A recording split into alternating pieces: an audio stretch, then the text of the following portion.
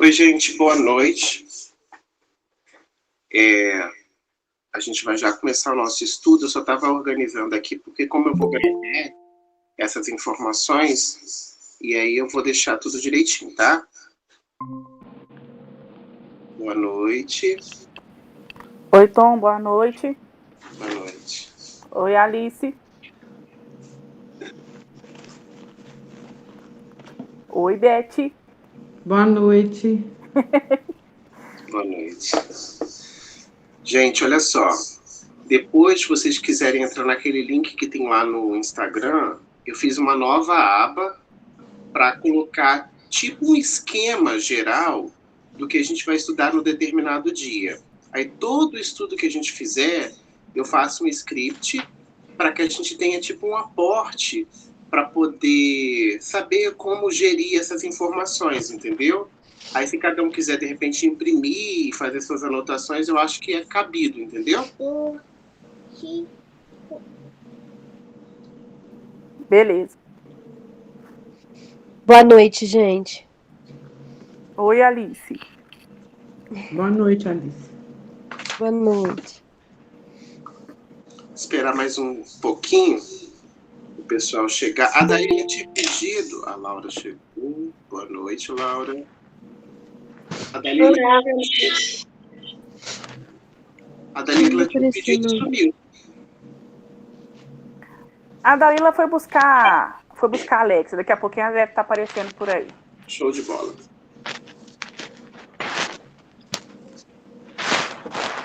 Não se alongar muito.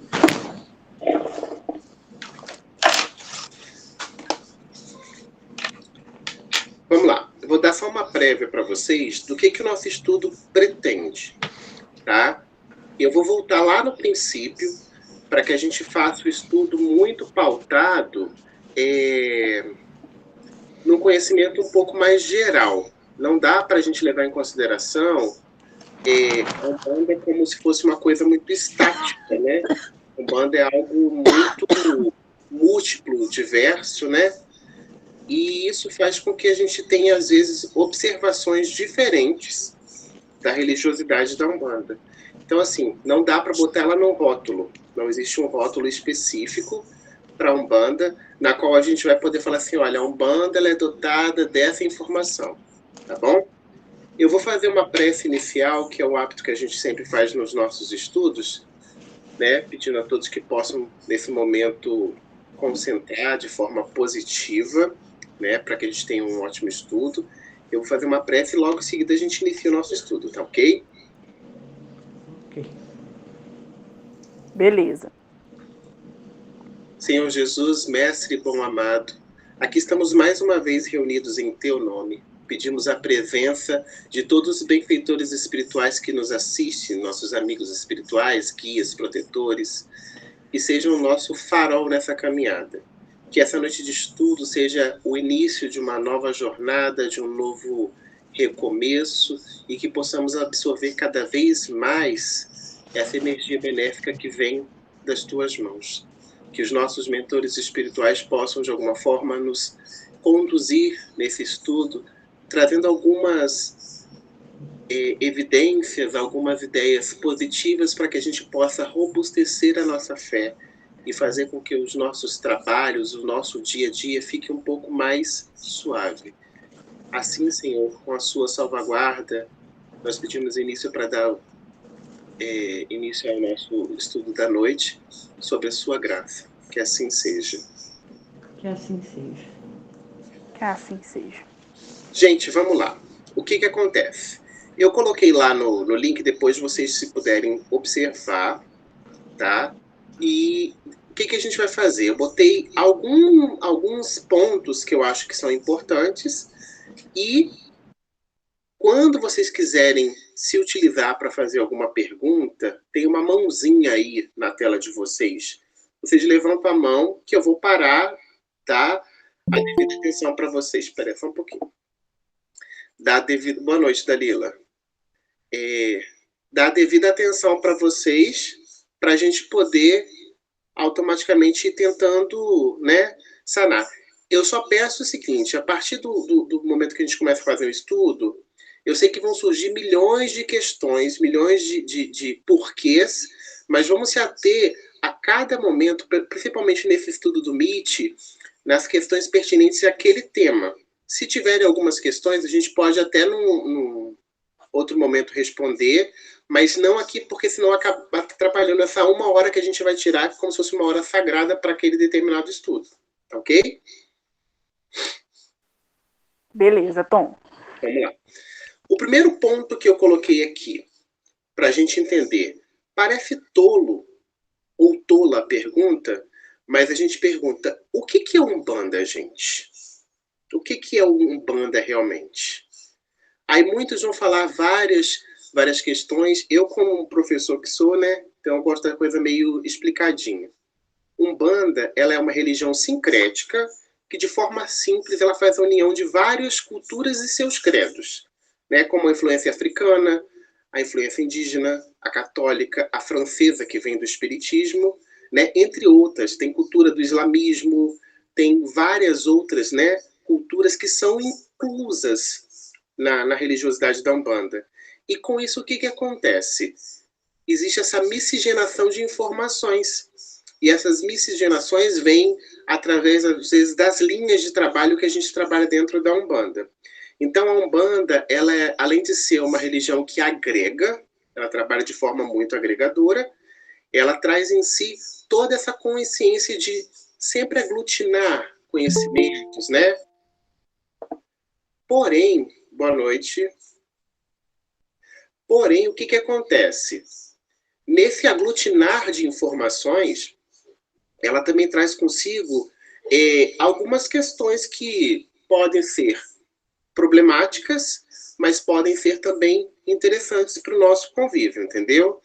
Então, assim, a Umbanda em si, ela traz muito essa questão do acolhimento, do absorver do outro, né? Como absorve da cultura indígena as questões da pagelança e tudo mais, as questões dos orixás que ela absorve da questão africana, essa comunicação dos espíritos que já vem também muito ligada ao espiritismo, essa questão de alguns instrumentos ou, como que eu posso falar, alguns objetos que vêm do cristianismo. Então, vocês percebem a grande junção, né? Aí eu falei um pouco antes para vocês que a Umbanda também tem a ver com o islamismo. Vocês já pensaram, pararam para refletir a respeito disso? O que a Umbanda traz do islamismo? Que é uma coisa prática que a gente vê nos terreiros? Vocês têm alguma noção disso? Nunca pensei nessa possibilidade, Tom. Ela traz uma questão muito, muito, muito séria que vem do islamismo. E não é da religião islâmica, daquelas coisas, dos cultos em si, não. São características. Vocês já ouviram provavelmente falar dos pontos riscados? Os pontos riscados, eles vêm do islamismo, da cultura islâmica. Então, assim, veio para a Umbanda, claro, com chave de informações da linha que trabalha determinada entidade, a forma que vai atuar o trabalho específico e tudo mais. Mas isso advém do islamismo. Pasmem, é uma informação que a gente vai estudando, a gente vai pesquisando e vai encontrando essas informações. Então, para vocês terem uma noção do quão a Umbanda é agregadora. Ela tem a cultura dos ciganos, que é um povo que literalmente é um povo nômade, né? Então, assim, vocês percebem o quanto que ela vai absorvendo isso tudo nesse contexto e trazendo para a gente essa qualidade de informações. Claro que, gente, a gente não pode, como eu falei para vocês, a gente não pode nunca colocar ela dentro de uma caixinha específica, como existe a prática do espiritismo kardecista, né? A prática do espiritismo kardecista, ela tem uma doutrina muito específica, e essa doutrina, ela vai delinear o quê? O que pode ser feito, o que não pode ser feito, né? Existe uma regulamentação, algo estático. Ou seja, tudo que foge daquela casinha, naturalmente vai ser caracterizado como outra coisa que não o espiritismo kardecista. Na Umbanda, não. existe toda uma questão ligada ao quê? À cultura do entendimento do responsável daquela casa, a cultura do que ele adquiriu de bagagem durante o tempo, da vivência dele e tudo mais. Então, por isso que a gente vê muitos centros de Umbanda, tendas, templos, e aí tem vários nomes que a gente põe, né? Tem alguns que até colocam o nome de roça, que é uma coisa mais ligada no candomblé, mas percebe-se o quê? Cada casa vai ter uma forma de culto diferente. Por quê? A Umbanda, principalmente, ela vem de uma questão inicial de culto familiar. Entendeu? É de culto familiar. Eu vou entrar com vocês daqui a um tempinho sobre como que surgiu a Umbanda. Mas ela vem de culto familiar. E o seu início é algo que é uma interrogação. Por quê? Vou explicar para vocês. Historicamente falando, quando a gente fala sobre Umbanda, onde surgiu Umbanda? A primeira referência que a gente vai ter é o quê? Zélio Fernandino de Moraes, né? Mas, na verdade, o espiritismo de Umbanda, que foi feito no primeiro concílio que teve lá em 1950 e alguma coisa que eu não me lembro agora, que de cabeça eu não vou lembrar não, devia ter anotado. O que acontece? Teve o primeiro concílio para que houvesse uma regulamentação do espiritismo de Umbanda, né?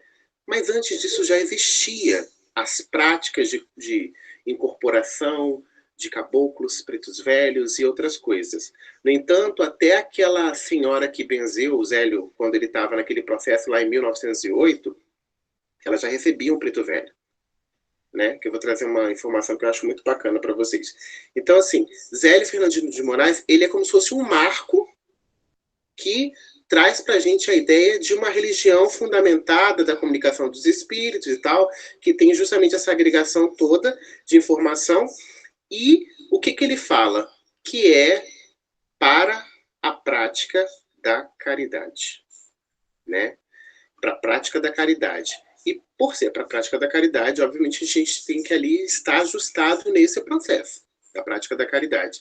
Então, Zélio fundamenta em 15 de novembro de 1908, né, a religião de Umbanda na sua própria casa, onde veio o Caboclo das Sete Encruzilhadas, depois veio Pai Antônio, né?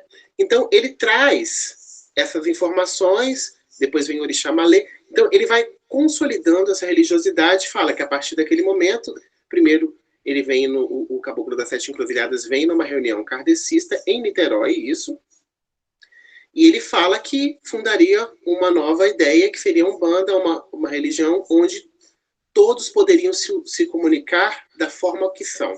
Até porque existe, né? Hoje até nem tanto. Muitas casas kardecistas se tornaram um pouco mais possíveis, mas ainda existe uma coisa ortodoxa em qualquer lugar. Casas que recebem em suas reuniões mediúnicas a incorporação de guias que não sejam doutor tal, ou médico tal, ou padre tal, ou pastor tal. Recebe o caboclo, o preto velho, o matuto, eles recebem nas suas mesas mediúnicas. Antigamente isso não era possível, porque eles eram considerados espíritos de baixo astral, de baixa vibração. Com isso, o que acontece? Eles não podiam estar ali, eles tinham que ser tratados como se estivesse passando por um processo de limpeza espiritual, para posteriormente, se eles tivessem alcançado, né, a energia necessária, poderem trabalhar em prol de fazer alguma coisa para alguém. Porque era como se tivesse essa questão de títulos de nobreza. Você tinha que adquirir esse título de nobreza para poder estar apto àquele processo, né? Então, Zélio, num determinado dia, recebeu a entidade, o Caboclo Sete Encruzilhadas, né? E pegou e fala isso tudo, e naquele período lá ele pega e fundamenta a Umbanda.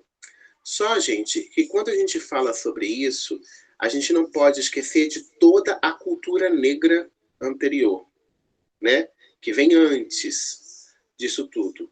Desde a época da escravidão, já existia esse culto, já existia esse sincretismo religioso, né? Já existia isso tudo. E o que acontece? Se já existia todo esse processo, a gente não pode esquecer isso para trás. Achar que tudo só surgiu através. a religião como um ponto estabelecido vai ser delimitada através de Zélio. Mas antes dele já existiam pessoas, existiam várias pessoas no estado do Rio de Janeiro, em São Paulo e por todo o Brasil, que já recebiam pretos velhos, recebiam os caboclos e tudo mais, em todos os seus formatos de entendimento. Não como uma coisa específica, aqui é o culto de Umbanda. Não.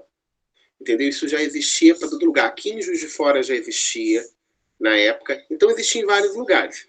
Então a gente não pode esquecer essa parte antes, entendeu? A gente não pode colocar eles à margem para pensar o seguinte: não existia Umbanda. Existia sim, de fato, mas não com o nome exatamente, entendeu? Era muito tido, às vezes, no Rio de Janeiro, possivelmente era tido como as macumbas cariocas, né? Que geralmente eram o quê? Eram locais que, entre aspas, as pessoas iam quando precisavam de uma coisa e era feito de forma clandestina, porque não podia se fazer um culto desse estilo até então, entendeu? Tudo era muito clandestino. Por isso que muitas vezes a gente vai em algumas casas, ainda tem até hoje lá, escrever o nome das pessoas que estão indo na casa. Não é porque está controlando, não, é porque virou uma forma de se precaver. Ó, fulano esteve aqui, sim. Entendeu? Fulano esteve aqui na casa, sim. Ah, não, ele não esteve, não. Esteve aqui, ó, tá assinado. Ó. Ele veio aqui no dia tal, tal, tal, tal. Ele esteve presente. Era como se fosse uma chamada mesmo, para mostrar que as pessoas estavam presentes naqueles cultos mesmo que clandestinos, que a polícia às vezes batia e fazia um auê. Então, assim, a gente não pode desmerecer tudo que é o que acontece antes. Eu tenho certeza que vocês já tiveram contato com aquele ponto do tio Antônio. Sabe, dá licença, tio Antônio, eu não vim te visitar? Ele está muito doente. O que acontece? Esse ponto, ele justifica justamente esse início do processo. Velho já tinha feito tudo. Já tinha sido exorcizado, já tinha feito um montão de coisa e percebeu, antes de ir para o espiritismo kardecista. Mas ele também foi numa pessoa, isso conta a história, tá, gente? Eu não posso falar com fidedigno, mas são relatos que eu li. Que ele foi numa senhora que recebia um preto velho que chamava tio Antônio. Entendeu?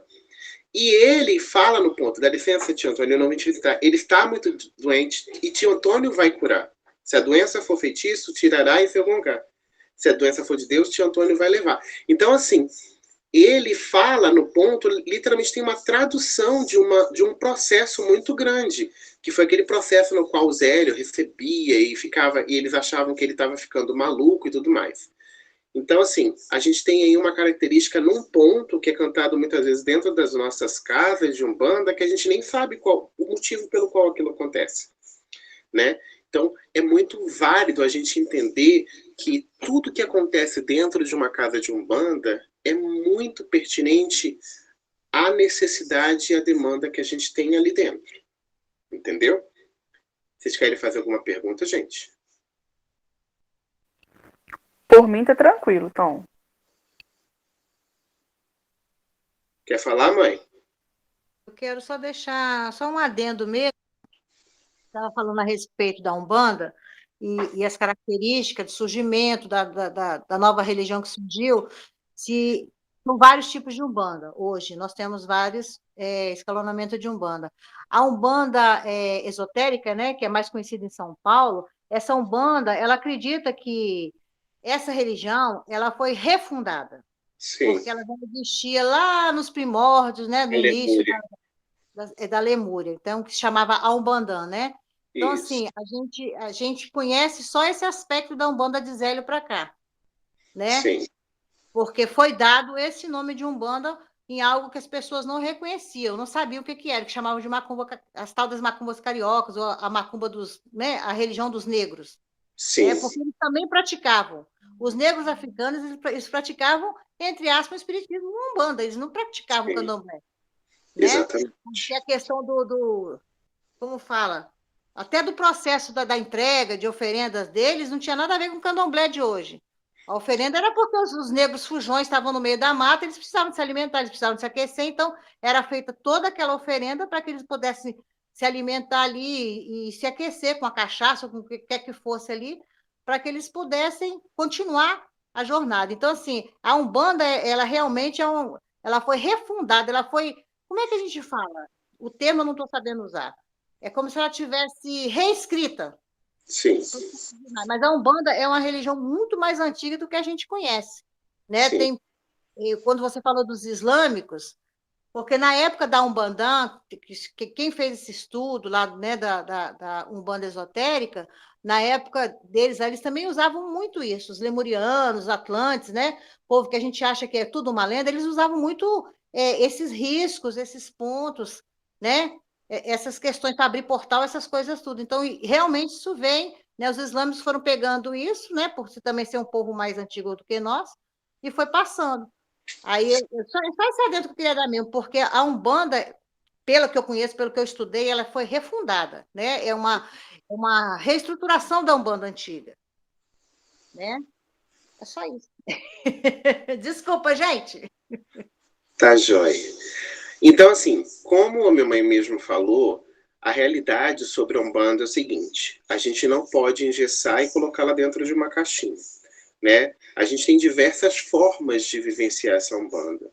Seja ela em forma da Umbanda, que é mais característica para o estado de Minas, que se assemelha muito com a Umbanda do estado de São Paulo. Engraçado que a gente está mais perto do Rio, muitas vezes, mas a gente tem mais semelhança com a Umbanda do estado de São Paulo. E também tem a questão da Umbanda carioca, que ela é uma Umbanda... O que acontece, gente? Quando teve esse primeiro concílio, existiam as macumbas cariocas e eles tentaram juntar tudo no mesmo processo. Depois eu tento achar essas informações e colocar lá naquele link que eu falei para vocês, tá? Que está lá nos estudos. O que acontece? Existia a Umbanda que eles falavam que era a Umbanda negra e a Umbanda branca. Por quê? Até então, esse tipo de religião era só tocada por pessoas de pele negra, né? Porque era a cultura deles.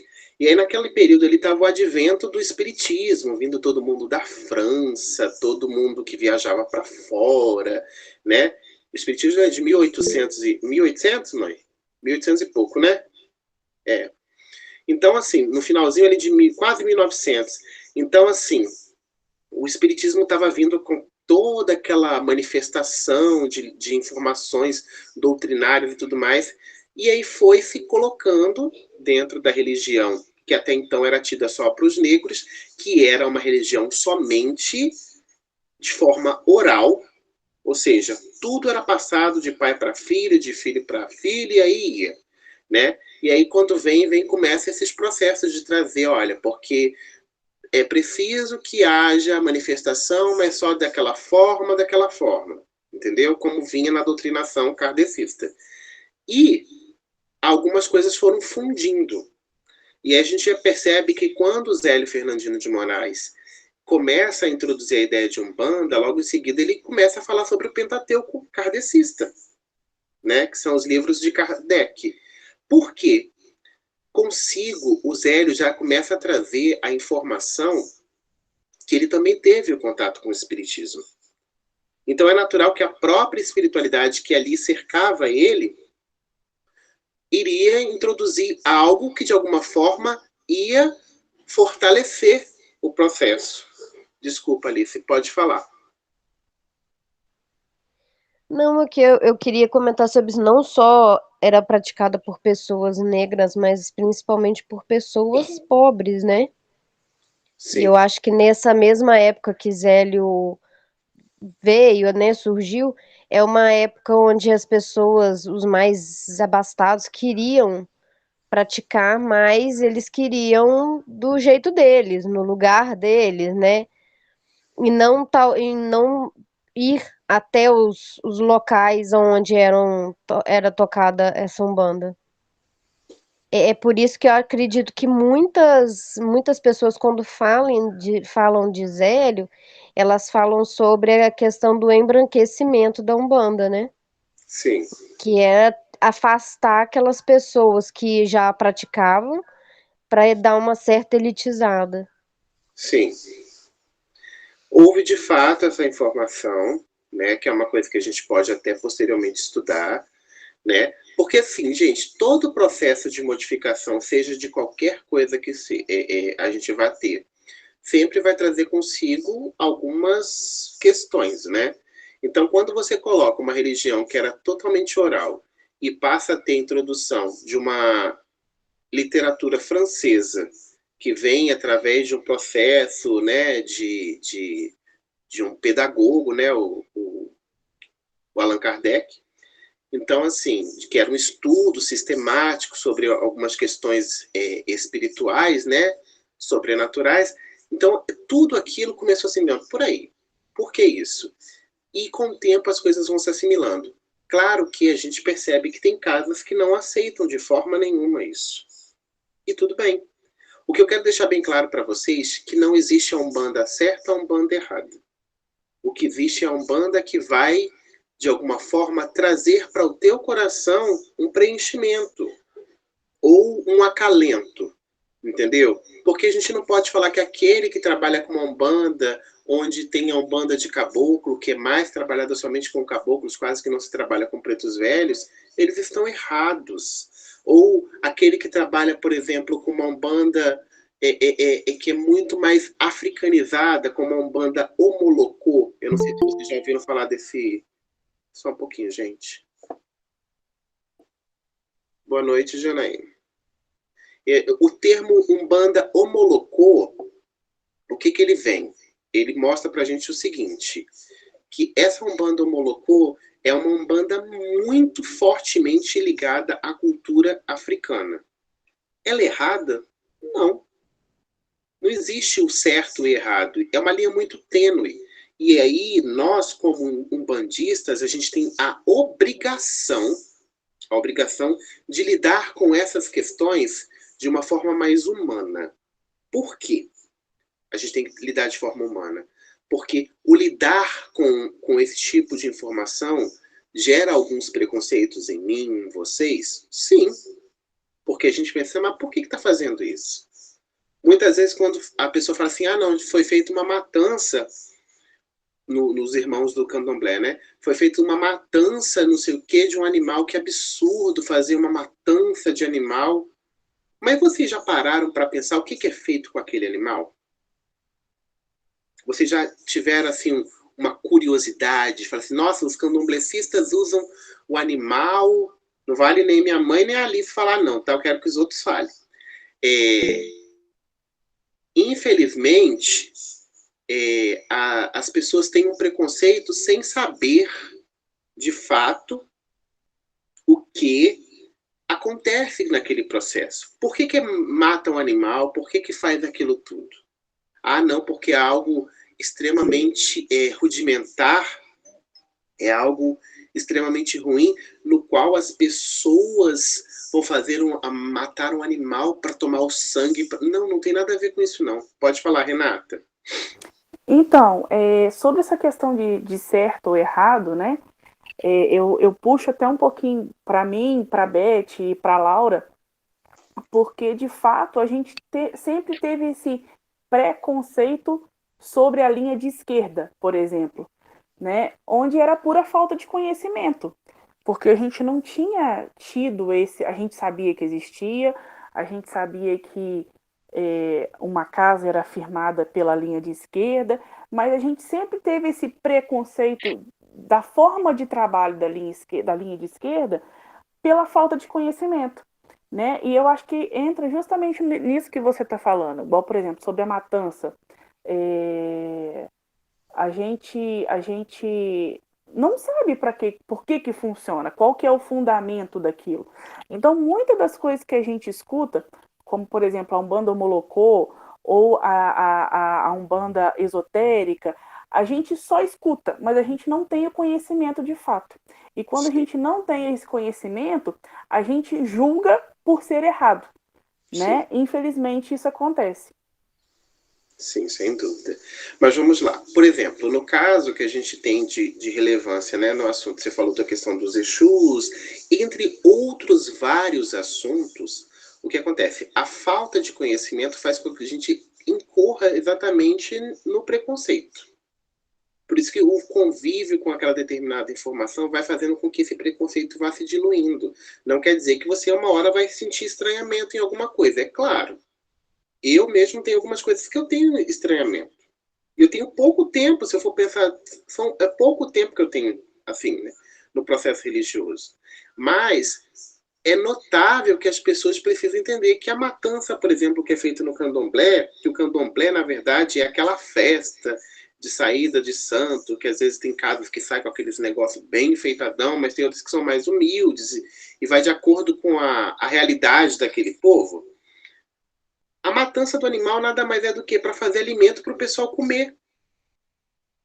Não é para matar o animal só pelo prazer de matar. Aí eu pergunto para vocês não comem carne, não? Não é contraditório? Ai, que absurdo matar um animalzinho. Mas eu vou lá e gosto de um filézão enorme no meu prato. Uma bistecona, uma carne bem suculenta. Aí vai na churrascaria, a carne está quase mugindo lá para você. Aí o cara vai lá fazer a matança e não pode fazer a matança na questão da imolação animal no culto religioso. Por quê? Porque é uma coisa ruim. Não, ele vai pegar aquele bode, aquele cabrito, o que for, ele vai cortar, fazer alimento, entendeu? Para aquele povo todo que está ali, para aquele povo todo que está se servindo naquela festa de saída do santo, que eles usam o termo, né? Então, ele vai ser utilizado para tudo. O couro do animal é usado depois para o tambor. Entendeu?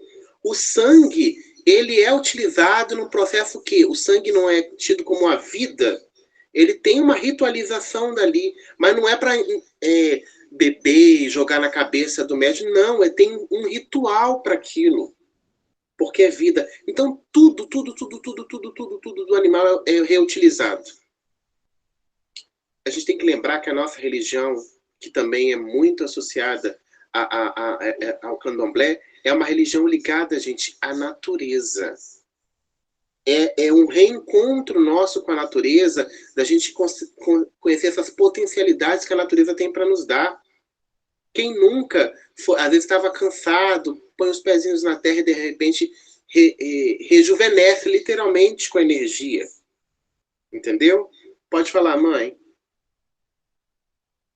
Essa questão que você está falando aí sobre o uso da carne e tudo, tem também a questão no candomblé. Eu aprendi porque aonde eu trabalhei quando eu fui embora daqui de fora, a pessoa era um bandomblé, né, que chamava, mistura, né? É o molocô. Só que ele ficava no centro deles aqui no Rio, eles ficavam na camarinha, ficava aquele tempo, aí saía de santo, essas coisas tudo. E a mãe de santo dele lá falava o seguinte, que essa questão também do sangue, lavar a cabeça, fazer o ori, essas coisas todas, era só como se fosse a nossa confirmação. A nossa confirmação no Santo Antônio, não um batismo, a nossa confirmação. Porque ela explicava para ele o seguinte: quando a gente nasce, na hora que as crianças são coroadas, né? Que está naquele processo de nascimento que tem o sangue, ela já é recebida por um orixá, ela já é batizada por um orixá naquele momento. É assim que ela ensinou para ele. Sim. Né? Então, assim, o que acontece com a gente? A gente fica engessado porque tem locais que falam assim, por que é assim? Por quê? Porque é assim. Não te dá uma resposta plausível e não te incentiva a buscar. Nós temos um percurso na vida da gente que muitas pessoas aí do grupo de estudo sabem, mas outras não sabem.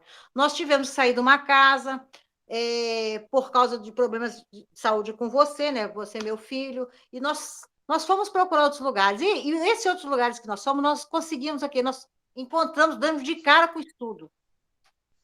Então, assim, isso fez com que a gente gostasse de buscar essas informações. Então, essas informações elas têm que ser buscadas. A gente tem que buscar informação, a gente tem que espremer o máximo que puder. Eu sempre falava o seguinte lá no Pai Tobias, quando eu estava lá. Quando eu comecei a trabalhar, as pessoas falavam alguma coisa comigo, eu falava assim, para os cambones principalmente, aproveite a época de Cambone, que é a melhor época que existe. É onde você vai buscar e você vai beber da fonte o conhecimento. Você vai perguntar das entidades o conhecimento.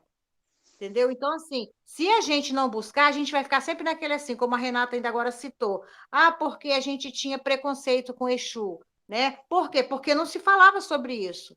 Ninguém Sim, sabe sobre isso. Você só vai saber se procurar, estudar e entender que como é que eu vou falar assim? É um grupo de trabalhadores dentro da Umbanda que, se as pessoas começarem a entender, vão saber que sem eles a Umbanda não pode acontecer. Umbanda sem Exu não existe. Exu tem que vir abrir caminho para Umbanda, Exu tem que abrir a casa, Exu tem que abrir gira, Exu tem que fechar gira. Então, assim, se a gente não procurar esses ensinamentos e sorver o máximo que puder de informações, a gente fica engessado. A gente não consegue fazer nada, a gente vai continuar com preconceito, a gente vai começar a ensinar errado as pessoas, sim. né?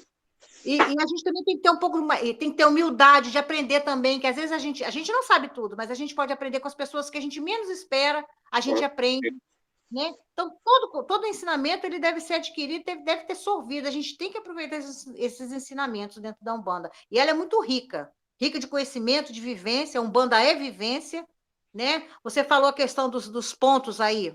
Os pontos, eles são muito... Eu acho que é um ponto que a gente tem que estudar muito, né? Um quesito dentro da Umbanda que tem que ser bem estudado, tanto ponto riscado quanto ponto cantado, porque as pessoas cantam ponto sem saber o que significa. Ninguém Isso. sabe que cantar o ponto é louvar, está em louvação todo o tempo. E você imagina que quando você começa a cantar aquele determinado ponto, de fato sabendo qual é a função específica dele, o quão valoroso ele ainda vai ser mais, o quão a vibração dele vai ser muito mais rica, né? Então, aí, eu acho que essas informações realmente são muito importantes. Pode continuar falando. Não, o meu a parte era só esse mesmo, porque a gente reclama muito assim, mas porque lá onde eu estava não me ensinavam. A gente falou muito isso. Eu posso falar de mim, de você, da Alice, do Lucas, porque a gente sempre falava assim, mas onde a gente estava, a gente não sabia disso. E a gente, às vezes, era até endurecido e não queria receber aquela informação, porque a gente acreditava que aquilo ali não era verdadeiro. Sim. Nós podemos falar por nós, que a gente sofreu muito, a gente passou por muito preconceito em relação, principal. Eu, por exemplo, para trabalhar numa gira de Exu, eu passei quase 6 meses numa casa, fugindo da gira de Exu. Entendeu? Até que no dia eu fui encurralada pela chefe e falei assim, não, hoje você vai trabalhar. Então, assim, por quê? Por falta de conhecimento. Mas é porque é um processo exatamente de marginalização de alguns assuntos, né? A gente põe à margem esses assuntos, porque como a gente não tem um conhecimento prévio, e aquele assunto é errado. Se eu não sei, dá aquela falsa sensação de que se eu não sei, ninguém, de fato, tem que prosseguir com aquilo. Eu lembro muito tempo atrás, quando se falava sobre essa questão de Exu, na primeira casa que nós começamos de Umbanda, né, que a gente começou primeiro no Kardec, a primeira casa lá com a dona Nilza, quando se falava de Exu, ela falou assim, não, aqui a gente não trata de Exu. E eu achava aquilo tão estranho, só que eu não tinha, obviamente, a bagagem que hoje eu tenho, que é pequena também, tá, gente? Não é muita coisa, não. Mas, assim, eu não tinha essa mesma bagagem para entender que parecia que era uma questão assim, eu não vou falar porque eu não quero ficar dando muita informação. E eu acho que a gente tem que acabar com isso. Essa história de perpetuar que casa de Umbanda, que a religião de Umbanda, ela não pode ser transmitida, informada a todos. Entendeu? Ah, que tem não, porque olha, aquele detalhe ali é um segredo, não pode contar. Ah, porque aquela oração que faz naquela casinha ali, não pode contar não, porque senão vai enfraquecer a casa. Você já pensou se a espiritualidade fosse depender das nossas vibrações, tão às vezes, tão pequenas, para eles firmarem uma casa? Já pensou disso?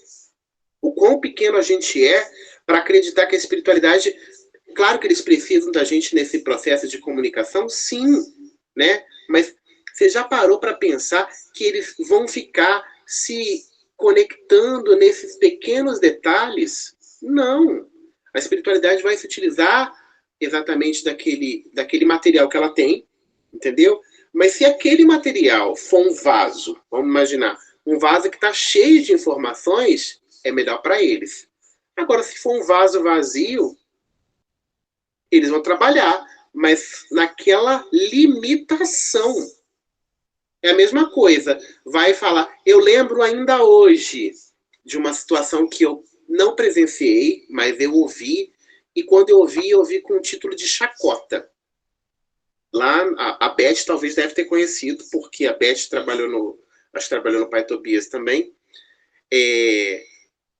O seu Moacir da Dona Selma, que diz que ele passava alguns remédios, alguma coisa assim, que era coisa comum, de farmaco comum. E todo mundo achava aquilo um absurdo. Porque o preto velho dele não era preto velho, que era uma farsa e tudo mais. Aí você vai num preto velho e ele pega e passa uma coisa super natural, uma coisa comum do dia a dia. Tá errado? Por que tá errado? A gente tem que desmistificar essa ideia. Claro que se você for falar, ouvir o preto velho, talvez falar assim, olha, que você precisa fazer um tratamento com um monte de remédios tecnológicos, é algo que a gente tem que conversar e entender o que tem ali, o viés que tem atrás daquilo. Entendeu? E saber se realmente o médio está naquele processo bacana de incorporação, porque isso existe, de fato. Entendeu? Mas existem certas coisas que vão sendo colocadas na nossa jornada para descaracterizar. Principalmente a ideia de descaracterizar. E não, gente, é aprendizado. Tudo é aprendizado na nossa vida. Alguém quer fazer alguma pergunta, gente? Para me continuar aqui? Todo mundo tão caladinho. Pode falar, Beth.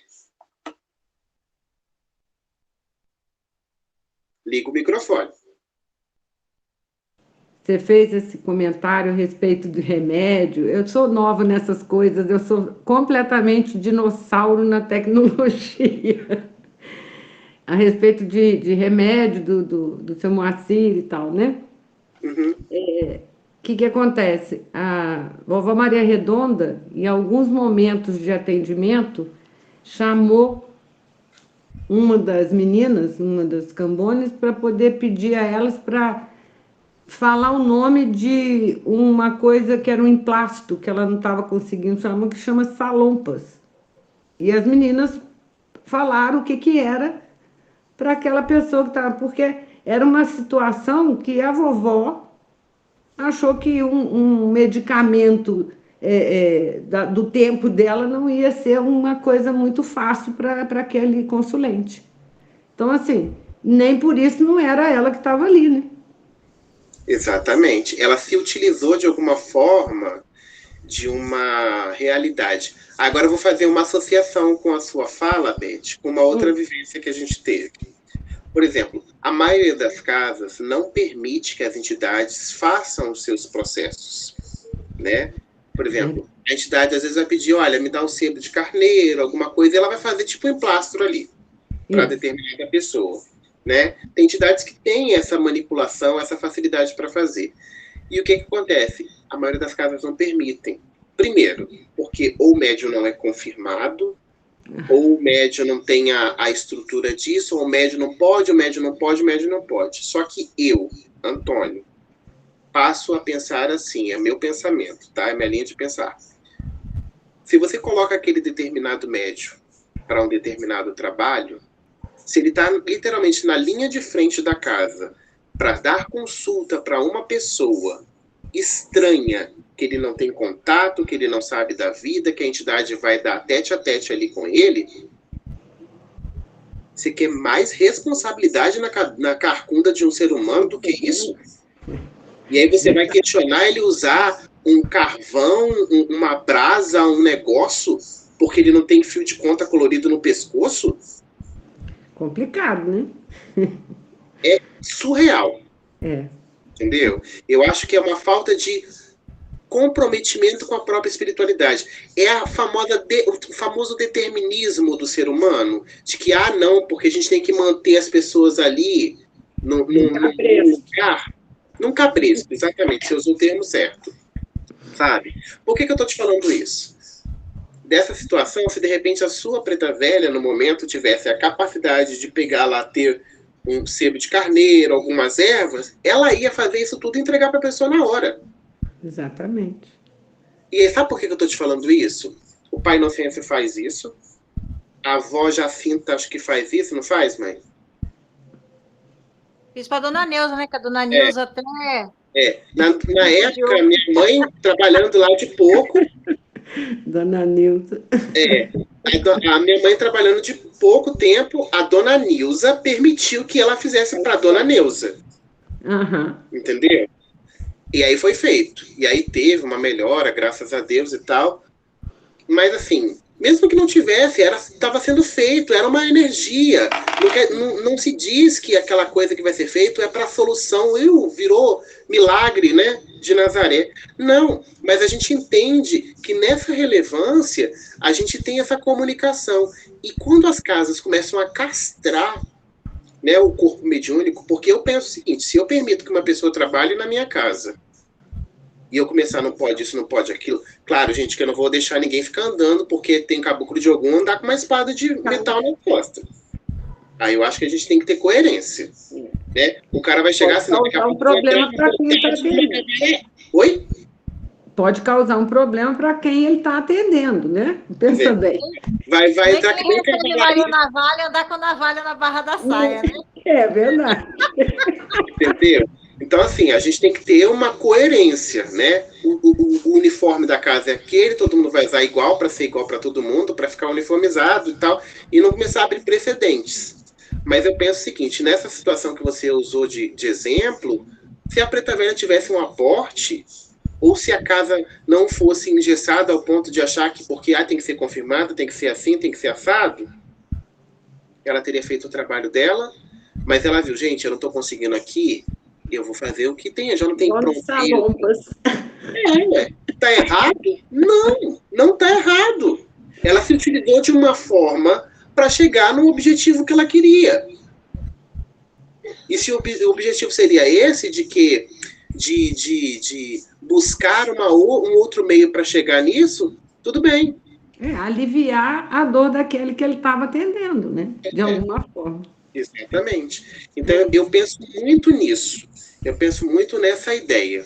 Entendeu, gente? Quer falar mais alguma coisa, Beth?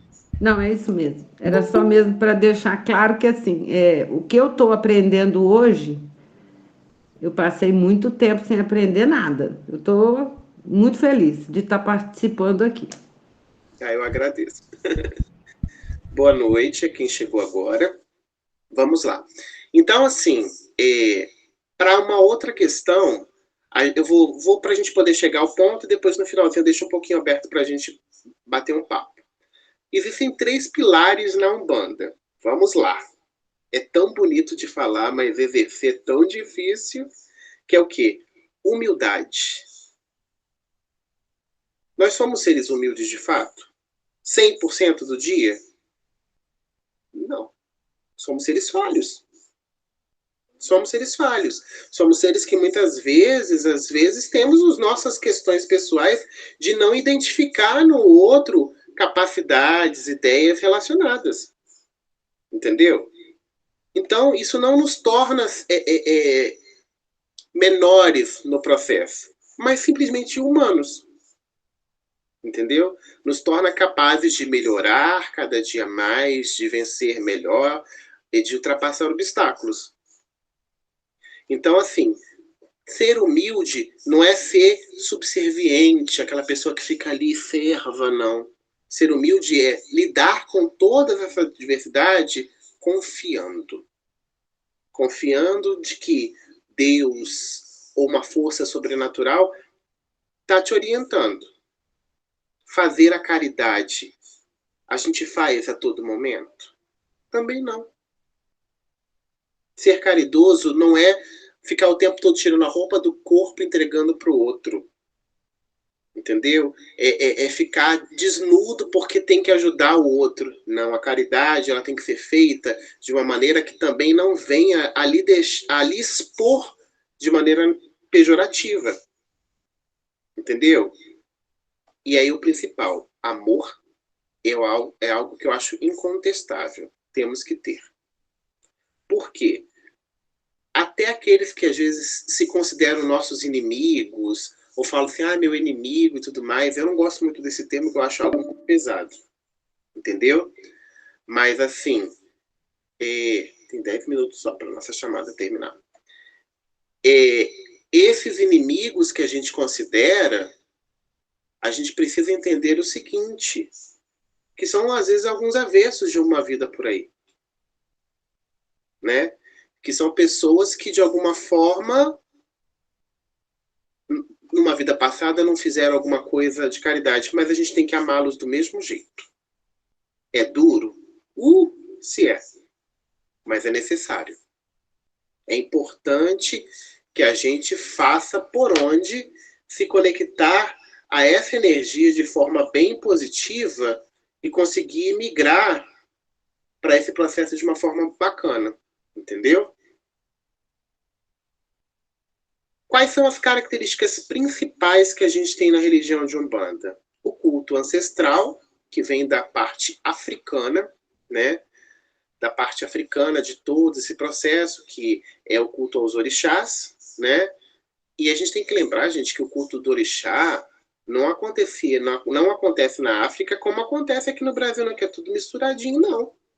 Lá quem cultua Xangô, quem cultua Oiá, quem cultua Omolu, cultua Omolu, e cada um cultua, porque é um culto tribal. Cada tribo tinha uma entidade, né, uma divindade sua de característica, entendeu? Quando esse povo todo veio para o Brasil, aí que eles fizeram essa mistura de fazer esse sincretismo religioso com os santos católicos, para que todas as nações que aqui estavam conseguissem colocar essa informação, né, e poderem cultuar a sua ancestralidade dessa maneira. E pasmem, a Umbanda acredita em Cristo. A gente ouve cada vez as pessoas assim, não, mas vocês não são cristãos, vocês não acreditam, vocês têm vários deuses. Gente, que tolice. A gente acredita em Jesus Cristo, em Deus, que usa às vezes o termo de Zambi, de Olorum, né? Então, assim, tem essas informações todas que eu acho extremamente pertinentes, que a gente precisa entender, de fato, o que a nossa religião pode nos proporcionar, o que o estudo, de fato, pode nos proporcionar. Entende? O que o estudo de fato pode trazer ao nosso conhecimento, essa libertação, como diria a nossa querida Dalila, dos paradigmas da vida, sabe? Desses paradigmas que a gente às vezes fica tão arraigado, tão engessado, sem saber o quão grande a nossa religião é. Aí eu vou fazer uma pergunta para vocês. A Umbanda, ela só é de um jeito específico, às vezes que você só consegue se observar dentro de uma casa, não porque ela é daquele jeito, e sim, às vezes, pela limitação daquele quem direciona os trabalhos. Tá errado? Não. É a forma com que ele consegue trabalhar. Só que se você, na sua essência, começa a questionar, você tem duas opções. Ou você aceita vivenciar daquela forma, e aquilo não vai te incomodar, duvido eu, ou você vai buscar outras coisas. E aí eu vou falar uma coisa para vocês. Depois que expandiu, minhas queridas, não dá para botar na mesma caixinha de novo. É impossível.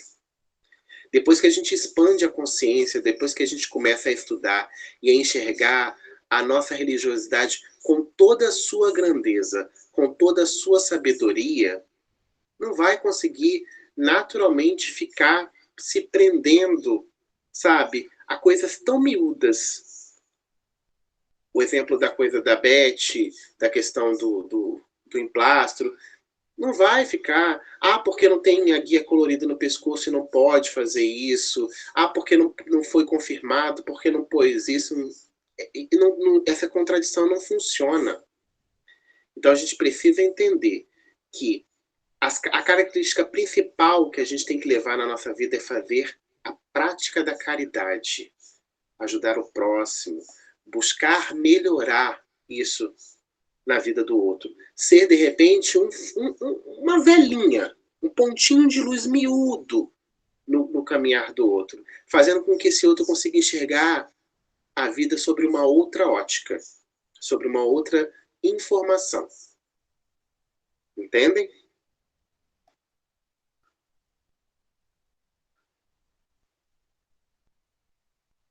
Entendeu, gente? Com certeza. Entendidíssimo. Todos os dias, né? E outra coisa, né? Umbanda não é só terreiro não, tá, meu povo? Umbanda é dia a dia. É 24 horas por dia, é você fazer a caridade, você ter pensamentos firmes, propósitos firmes, todo momento. Não é só lá no dia que você vai lá com a roupinha branca bonitinha, com as guias no pescoço e acabou. Não, gente. Umbanda é dia a dia. É vivência. Não tem como fugir disso. Quando você se propõe a estar na Umbanda, não tem como você se desassociar, não. Sabe? Porque você tem que vivenciar de fato o que você pratica. Quer falar, Beth? Não, é isso mesmo, é ser melhor todos os dias. Eu lembro de lutar para ser melhor todos os dias, porque assim, é complicado mesmo. Nós somos seres humanos e a gente tem limitações, né? Uhum. Mas se a gente conseguir ser um pouquinho melhor que hoje do que a gente foi ontem, a gente está praticando a caridade e está sendo um bandista. Sim, sim. E eu acho que é extremamente importante a gente criar essa característica de se melhorar sempre, porque, gente, de verdade, a nossa vida já é tão complexa, tão complicada, que se a gente ficar sofrendo todos esses impactos da vida e permitir que a vida siga tão assim desleixada, é tão ruim pra gente, sabe? É tão ruim. A gente não pode paralisar nos desafios que a gente tem, né? Sim. As adversidades têm que fazer a gente crescer todo dia. Sem dúvida. Olha só.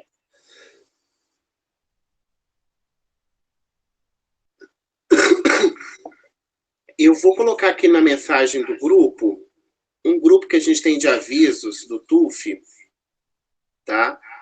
É o linkzinho do grupo de avisos, que nesse grupo de avisos sempre vai ter informações pertinentes às coisas que acontecem no grupo. O que acontece? Nesse grupo, copiar link, a gente tem essas informações lá, e aí vocês podem entrar no grupo, que vai ter sempre informação. Só um pouquinho, gente.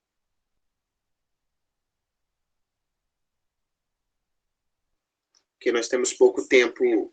Quem puder acessar aí no coisa que tem aqui de mensagens, esse grupo vai ser direcionado ao grupo de avisos. Tá? Eu vou ter que encerrar porque a gente tem 1 hora e o Meet só permite 1 hora. Vou ver se a gente consegue um outro aplicativo que demore mais um tempinho para a gente poder conversar. Porque foi muito rápido. Passa rapidinho, né? Passa muito rápido, né? Então, assim, nesse grupo de avisos, se vocês puderem entrar, é um grupo só para contar informações, não é um grupo que fica batendo papo. Eu fechei ele só para eu colocar algumas informações. E lá eu posso colocar sempre os links do Meet, tá? E a gente pode, de repente, no próximo momento, fechar, de repente, esse link e abrir mais um pedacinho, tá? Eu acho que eu vou fazer isso porque ela vai terminar.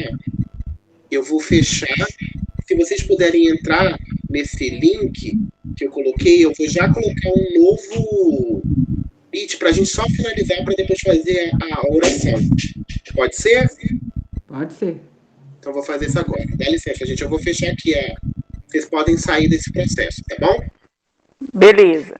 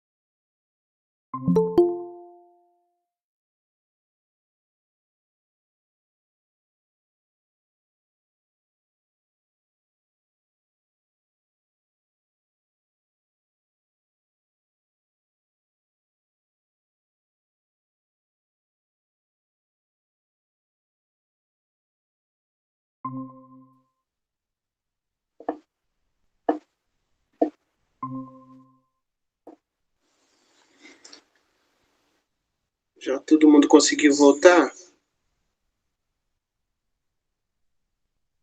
Acho que falta a Renata. Tem mais algumas pessoas que estão faltando. Acho que falta a Laura e a Renata, que não estão aí. A Janaína já entrou. Tinha uma outra também. Ela estava lá pelo Facebook. Ela entrou Esse depois Instagram, da vou Janaína. mandar mensagem para ela.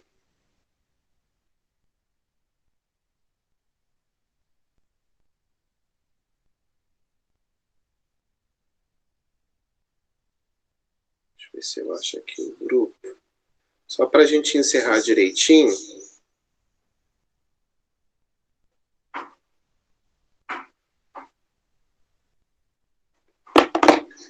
Que a gente encerra direitinho aqui, gente. Esperar mais uns 2 minutinhos.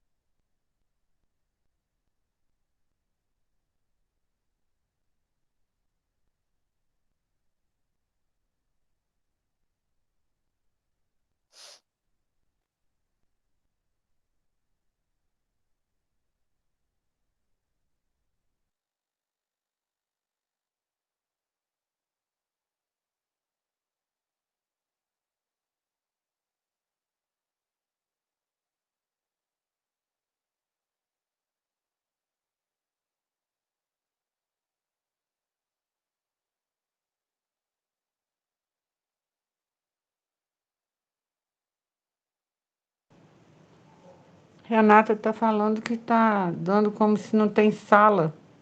Estranho.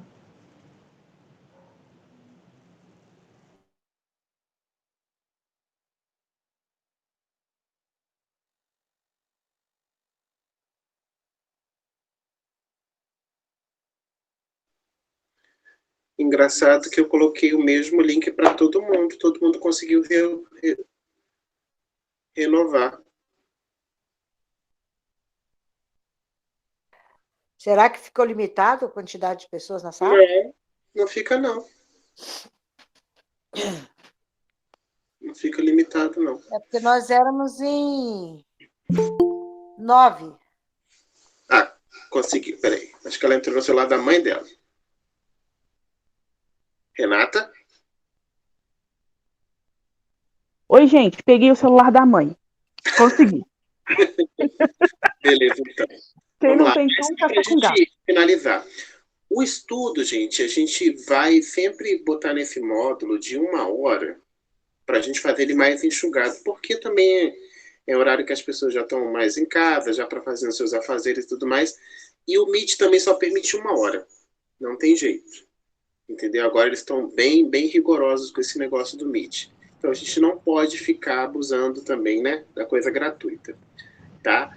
Eu espero de alguma forma a todos que tenha contemplado alguma coisa, e a gente vai sempre trazer o seguinte: esse vídeo do nosso encontro de hoje eu estou gravando, a gente vai botar isso num drive, e quem quiser depois naturalmente vai conseguir ver alguma informação que de repente tenha perdido, apesar de que é um espaço de tempo mais curto, mas eu vou tentar ser um pouco mais enxugado nas informações para ser mais direcionado, entendeu? Que às vezes eu fico um pouco ansioso, eu vou falando destrambelhadamente, tá? Mas que a gente tenha consciência de entender que a religião é um processo muito evolutivo, ela tem que se adaptar à realidade. O que outrora era tido na nossa religião como um padrão, hoje em dia já não é mais. E tem que ser modificado. Eu conversei um pouco sobre isso com a Renata um dia desse. A gente precisa se adaptar às realidades. Claro que gentileza, educação e bom senso é uma coisa que nunca vai mudar. Mas certas condições, certas capacidades, certos embates que a gente tem durante o dia a dia, a gente tem que se adaptar a uma nova realidade. A gente não consegue ficar condicionado só àquelas mesmas características. Porque a gente não pode viver uma vida de saudosismo, de que porque na minha época era só assim. Eu ouço muito hoje em dia nos meios, né, nas mídias, falando, porque a Umbanda antigamente era uma coisa mais raiz. Gente, mas o processo evolutivo de qualquer coisa que não vai pender a inexistir, é isso, é evoluir, crescer e modificar, se adaptar. Claro que não a certas coisas exageradas que a gente vê por aí. Então, que a gente tenha essa consciência bacana, esse comprometimento com a nossa religião, de forma com que a gente consiga fazer ela se melhorar, né? Tem um ponto que eu gosto muito, que o vô Jorginho, que era um senhor que tomava conta da casa que a gente trabalhou por último, no Santo Antônio de Umbanda, que cantava assim: oi, deixa Umbanda melhorar, oi, deixa Umbanda melhorar, oi, deixa Umbanda melhorar, meu pai do céu, oi, deixa Umbanda melhorar. E é com isso que a gente tem que entender que a Umbanda precisa melhorar, precisa se desagarrar de certos atavismos, certas questões que vão permitindo que ela fique engessada e fazendo com que a Umbanda evolua. Quer falar, mãe? Não tô te ouvindo. Canta o resto. Eu cantei. Como é? Eu plantei café de meia. Eu plantei canavial. Café de meia não tem muito ciência, mas é um banda validade. É lindo esse ponto. Entendeu? Então, eu acho que a gente tem que entender que a Umbanda está aí para trazer coisas positivas para a gente. A religião como um todo, não é só a Umbanda, o catolicismo, qualquer religião. Ela é feita para te religar de fato a Deus. Mas você realmente está apto a se religar a Deus? Aí que está a questão. Entendeu? Então, eu espero de alguma forma que a gente possa ter conseguido transmitir alguma coisa bacana para vocês na noite de hoje. A gente vai continuar nossos estudos e a gente vai começar a trabalhar certos conceitos do que funciona dentro de uma casa, como que acontece, quais são as demandas, as necessidades, para a gente entender de fato o que é que essa religião tão bacana tem para nos ensinar, mas sempre ensinando que o mínimo, o menos é sempre mais importante, entendeu? O menos sempre vai ser o mais importante, porque o intuito de tudo é fazer a caridade. E ponto. Tá bom, gente? Eu vou fazer uma prece para a gente finalizar, tá? Para a gente Deixa eu falar finalizar. uma coisa. Pode Posso falar falar. uma coisa? Aproveitar que eu tenho plateia. Você sabe que eu gosto de plateia, eu gosto de show. Você vai começar a oração, mas eu queria fazer uma oração antes. Uma oração bem particular e bem peculiar, tá? Bem pessoal. Eu quero agradecer a Deus, eu quero agradecer a Jesus, a Maria Santíssima, que são seres iluminados, que estão sempre na nossa vida. Eu quero agradecer e dizer o quanto eu sou orgulhosa de ser tua mãe. De você chegar onde você chegou, de quando eu te levei numa igreja evangélica, uma igreja católica, num culto da igreja carismática, e você já começou a receber. Na época, eles falavam de Divino Espírito Santo. E por eu ter insistido de continuar e de ter te levado. Então, eu quero agradecer a Deus e mostrar o quanto eu sou orgulhosa de você chegar onde você chegou. E eu peço que ele te dê direcionamento, te dê decisões, te dê rigidez nas suas obrigações, que você não caia para os lados, que a vaidade não chegue perto de você, não se aproxime de você, tá, meu filho? Que você tenha a fortaleza espiritual necessária, porque nós temos um orixá na nossa cabeça muito forte, que é o Xangô, que ele é justiça, né? E que ele não deixa a gente cair para os lados, porque ele nos cobra muito. Então, eu espero que você continue nessa tua firmeza espiritual, nesse teu propósito, que sempre foi o nosso propósito de trazer para as pessoas um pouco mais, um pouco do que a gente sabe, dar abertura e dar credibilidade na nossa religião, porque é uma religião que ela é muito desacreditada. Então, eu agradeço muito a Deus, tá? Por você ter vindo como meu filho, por ter me escolhido como mãe, tá? E eu quero dizer o quanto eu estou orgulhosa de tudo isso que você está fazendo. Tá bom, meu filho? Muito obrigada. Obrigado, eu. Gente, é com essa vontade de chorar que eu vou aguentar, mas vamos que vamos. Eu vou pedir a Deus, vou pedir a todos vocês que possam pensar nos lares de vocês, pensar no ambiente de trabalho de vocês, em todas as encruzilhadas das vidas de vocês nesse momento, que vocês possam se conectar com esses caminhos e descaminhos da vida e permitir que Deus esteja à frente, permitir que a espiritualidade maior possa estar como um farol imenso, clareando o caminho de vocês, permitindo que todos os mentores espirituais, guias, amigos, né, que todas as linhas de Umbanda, de todos os protetores, possam estar nos nossos caminhos, nos norteando, mas não fazendo o que a gente tem que fazer. Que a gente tenha a consciência de que nós temos o compromisso de ser a mola propulsora. Eles são aqueles que vão nos dar força, mas nós que temos que fazer. Nós que temos que buscar a mudança que a gente quer pra gente. Então se permitam, aceitem a capacidade de vocês, a incapacidade de vocês e vivenciem a cada momento intensamente. Eu peço a Deus, a todos aqueles benfeitores que trabalham no Lar de Francisco, ao irmão Marcos, o pai Inocêncio, que são os nossos orientadores, que possam nos fortalecer, nos abençoar, trazendo clareza aos nossos lares, aos nossos trabalhos, a essas encruzilhadas da vida, e que sejamos abençoados nessa noite. E que a gente possa encerrar o estudo da noite de hoje nessa glória. Que assim seja. Assim seja. Assim seja. Gente linda, muito obrigado por vocês estarem aqui me ouvindo falar que nem um tagarela. Nós que agradecemos a sua disponibilidade.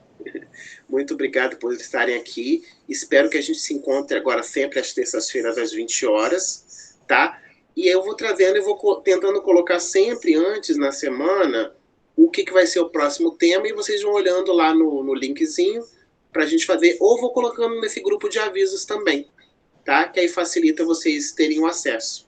Tá joia, minha gente? Tá ótimo. Combinadíssimo. Tudo de bom para Deus vocês. te abençoe. Que Oxalá te proteja sempre. A nós todos. Um abraço forte em vocês todas, tá? Beijo, Valeu. fica com Deus. Tchau, tchau. Tchau, Tchau, tchau. gente. Boa noite. Boa noite, meninos. Boa noite. Boa noite.